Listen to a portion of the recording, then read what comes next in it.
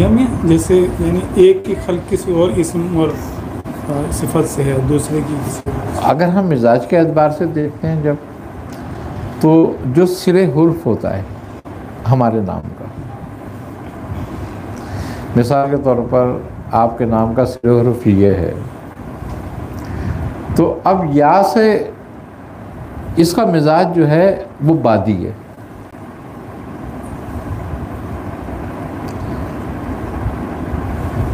اب بعد کا مقصد یہ ہے کہ ایک جگہ نہ ٹھہرنا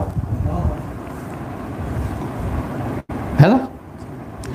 اب وہ کیا ہے کہ جب وہ آدمی کسی ورد و وظیفے کو لیتا ہے تو اس کا دل اچاٹ بہت رہتا ہے، اس سے بڑی مشکل سے اس کو استقامت آتی ہے اس پر، اور اس کو زیادہ صحیح کرنی پڑے گی استقامت کے لیے. اچھا، کسی کا مزاج اگر خاک ہے تو اس کو استقامت جلدی حاصل ہو جائے گی اس پر. آئی نا سمجھ بات. اچھا، اب کسی کا مزاج اگر آب ہے، آبی ہے، تو اس کی بھی کیفیت یہ ہوگی، کبھی ادھر جائے گا، کبھی ادھر جائے گا، کبھی ادھر لڑکے گا.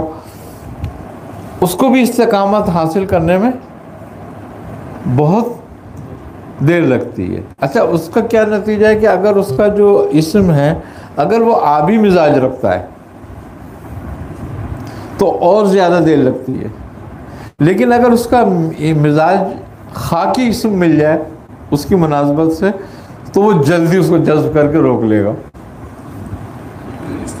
استقامت دے دے گا، اس کو امتزاج ہو جائے گا اس کو. تو اس طریقے سے یہ بھی دیکھنے والی سمجھنے والی باتیں ہوتی ہیں، لیکن چونکہ یہ عام لوگوں کے لیے نہیں ہوتی. آئی سمجھ بات. یہ خاص ان لوگوں کے لیے ہوتی ہیں کہ جو رہنمائی کر رہے ہوتے ہیں، جیسے خلفاء ہیں، اب ان کے مرید ہیں، اب وہ ان کو تلقین کرنا چاہتے ہیں، تو ان کو مزاج سمجھنے کی ضرورت ہے یہ کہ وہ سمجھ کے بولیں، بتائیں. آئی نا سمجھ بات. اب اس میں یہ بھی ایک طریقہ کار ہے اعمال میں کہ میرا نام کس حرف سے شروع ہوتا ہے اور کس حرف پہ ختم ہوتا ہے. ٹھیک ہے. اب مثال کے طور پر اب مفتی صاحب ہیں، ان کا نام ابو بکر ہے، تو ان کے لیے سورہ کوثر، سورہ قدر بہترین صورتیں ہیں. یعنی کہ ان کی مناسبت کے لیے اگر یہ اس پہ مدامت کریں تو روحانیت جلدی ترقی کرے گی، کیونکہ سورہ کوثر الف سے شروع ہو رہی ہے اور را پہ ختم ہو رہی ہے، اور سورہ قدر الف سے شروع ہو رہی ہے اور را پہ ختم ہو رہی ہے. آئی نا سوچنے بات. تو وہ مناسبت سے آئی نا سمجھ. اب کسی کا نام اعظم ہے مثال کے طور پر، تو اس کے لیے آیت الکرسی بڑی لاجواب ہے، کیونکہ الف سے شروع ہو رہی ہے، میم پہ ختم ہو رہی ہے. اچھا، اب یہ تو صورتیں ہیں.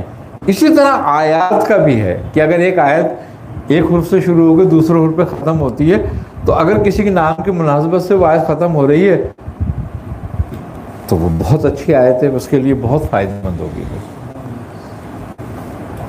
آئی نا سمجھ بات. اس پہ جلدی اس کو تقویت ملے گی اور جلدی روحانیت حاصل ہوگی، وہ اس کی مناسبت سے ہو جائے گی. اسی طریقے سے کسی کا نام مثال کے طور پر ان کا نام یوسف ہے، اب اس کے اعداد اگر ہم دیکھتے ہیں تو بھئی ہم 156 ملتے ہیں ہمیں. ٹھیک ہے. اب ہم اسی میں کوئی اسم الہی دیکھیں تو قیوم کے 156 بنتے ہیں. تو ان کے لیے اسم اللہ تعالیٰ کا قیوم ہو مفید رہے گا، فائدہ مند ہوگا.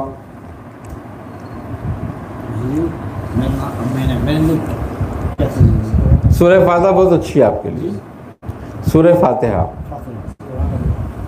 اس لیے کہ الف سے شروع ہو کے نون پہ ختم ہو رہی ہے. آئی نا سنا. تو اسی طریقے سے دیکھ لو. اب اگر میں سب کے نام کو بتانے بیٹھ جاؤں گا تو پھر سارا ٹائم اس میں گزر جائے گا.